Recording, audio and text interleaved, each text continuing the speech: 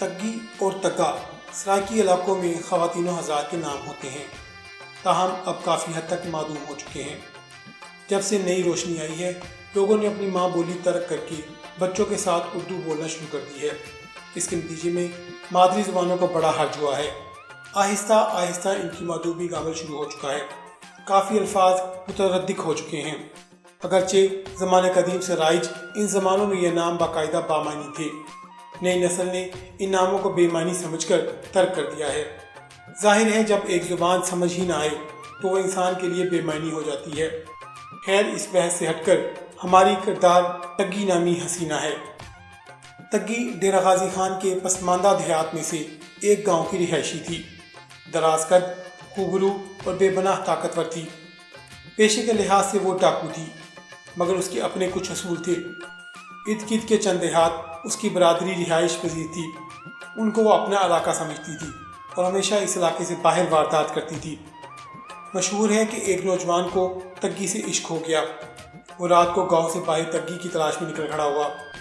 تگی کا کوئی گروہ نہیں تھا، وہ ہمیشہ ڈاکے کے لیے اکیلی جاتی تھی۔ کئی راتوں کی ناکام کوشش کے بعد آخر ایک رات اس کا سامنا تگی سے ہو گیا۔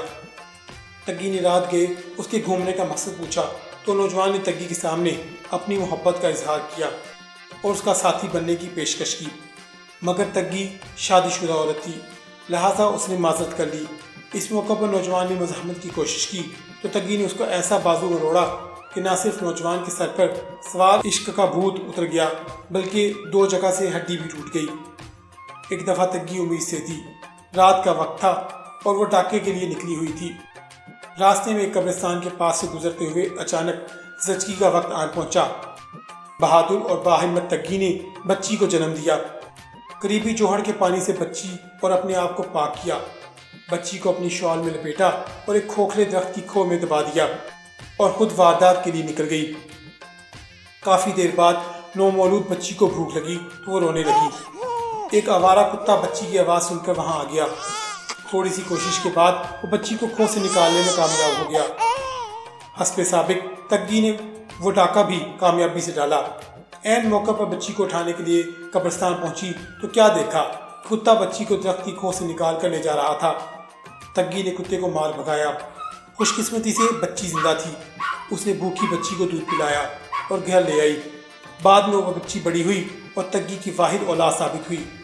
ایک دفعہ تگی کے علاقہ میں ایک قبائلی خانہ بدوش پٹھان نے ڈیرا ڈالا۔ اس کے پاس سونے کے سکوں کی 2 گاگریں تھیں جن کی حفاظت پر 2 قد آور اور خونخوار کتے مامور تھے۔ پٹھان نے اعلان کر رکھا تھا کہ تگی یا کوئی دوسرا ڈاکو یہ اشرفیاں چوری کر لے تو میں اس کو بخش دوں گا۔ دراصل پٹھان کو اپنے کتوں پر بہت مان تھا۔ تگی نے پٹھان کو پیغام بھیجا، تم میرے علاقے میں رہائش پذیر ہو، اس لیے میں تمہیں کچھ نہیں کہوں گی۔ پٹھان نے جواب میں مذاق اڑایا جو تگی کو اچھا نہ لگا۔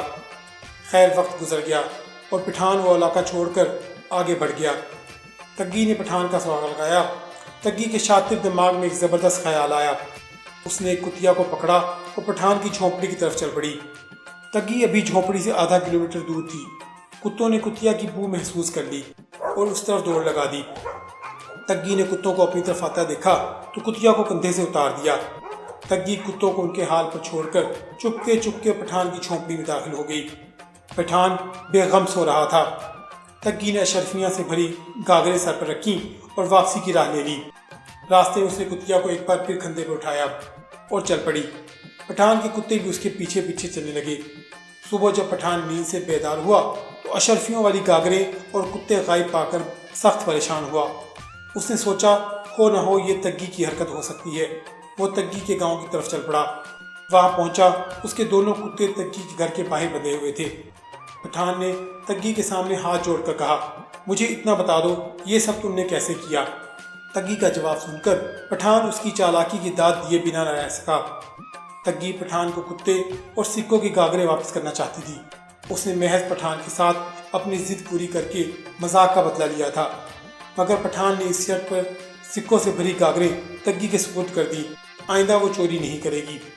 تگی نے پٹھان سے وعدہ کیا اور جرائم کی دنیا سے ہمیشہ کے لیے خیر بات کہہ دیا۔ تو ڈیئر ویورز، آپ کو آج کا قصہ کیسا لگا؟